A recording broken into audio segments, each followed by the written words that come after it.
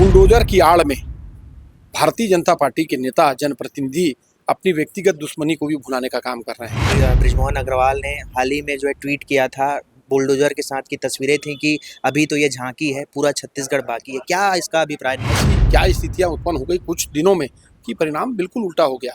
कोई exit poll, कोई media सर्वे company agencies, कोई मीडिया ग्रुप इस बात को नहीं मानने के लिए तैयार है। छत्तीसगढ़ में बीजेपी के आते ही प्रशासन जो है पूरी तरीके से अवैध दुकानों और अतिक्रमण पर कार्रवाई कर रही है। हमारे साथ पूर्व विधायक रायपुर पश्चिम के विकास उपाध्याय जी मौजूद हैं। किस तरह से देख रहे हैं उपाध्याय जी, जो सरकार द्वारा जो काम किया जा रहा है अवैध दुकानों और अतिक्रमण पर? देखिए, जो जायज़ है उसको तो बिल्कुल हटना चाहिए और उसको प्रशासन हटा रहा है, उसका उसमें कहीं कोई दिक्कत नहीं। लेकिन बुलडोजर की आड़ में भारतीय जनता पार्टी के नेता जनप्रतिनिधि अपनी व्यक्तिगत दुश्मनी को भी भुलाने का काम कर रहे हैं।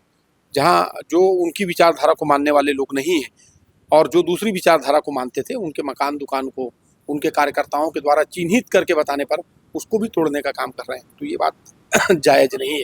जो लोग 2500 साल से, जब भारतीय जनता पार्टी की सरकार थी तब भी जो लोग अपनी दुकान चला रहे थे, या जो लोग वेंडिंग जोन के माध्यम से जो इसके वेंडर जोन और वेंडिंग सिस्टम के माध्यम से नगर निगम ने जिनको जगह अलॉट किया, जगह काम करने का मौका दिया था, अगर वहाँ भी वो लोग दिक्कत कर रहे हैं तो उसकी जांच पड़ताल करके करना चाहिए। अगर जनता की मांग है, जनता की डिमांड है, बिल्कुल जो जायज़ है। मैं पहले भी कह रहा हूँ, जो रोड में सड़क को इंक्रोचमेंट करके करते हैं उनको हटाना चाहिए।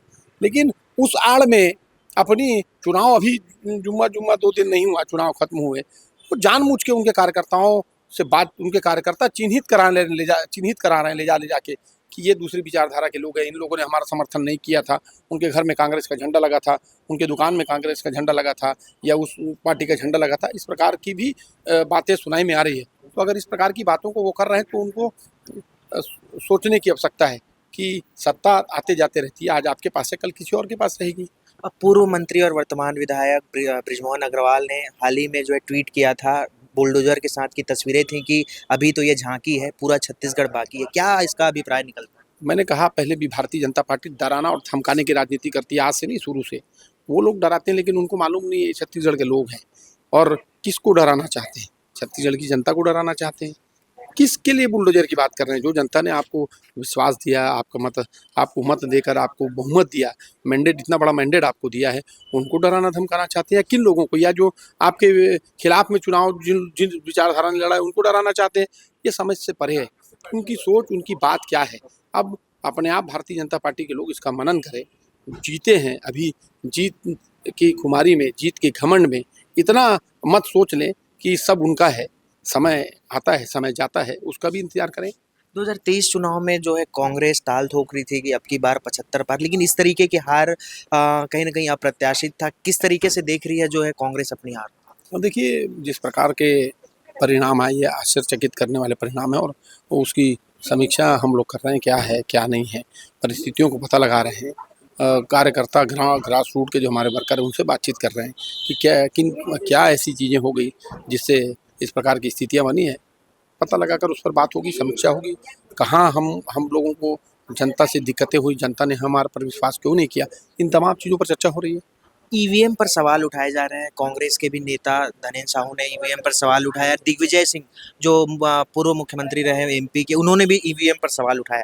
आप किस तरह से देखते हैं? देखिए, इलेक्ट्रॉनिक मशीन है, सॉफ्टवेयर है। सॉफ्टवेयर मशीन इलेक्ट्रॉनिक चीज़ बनती है, बिगड़ती भी है, सॉफ्टवेयर ऊपर नीचे भी होते हैं।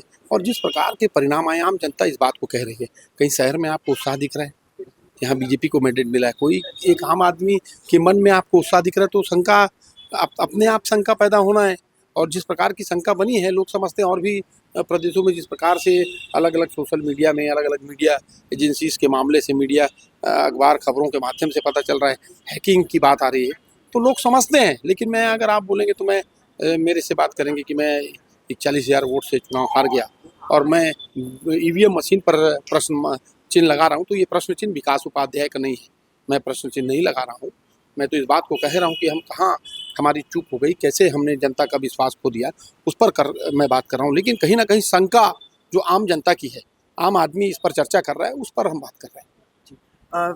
ये जो कांग्रेस जो है लगातार जो है ऐसे ऐसे जो कह सकते हैं कि योजनाएं ला रही थी छत्तीसगढ़ में, और एक तबका था जो कहता था कि किसान वर्ग काफ़ी खुश है। तो ये अचानक जो इस तरीके से जो है कह सकते हैं कि बीजेपी को बढ़त मिलने का कारण क्या हिंदुत्व भी हो सकता है?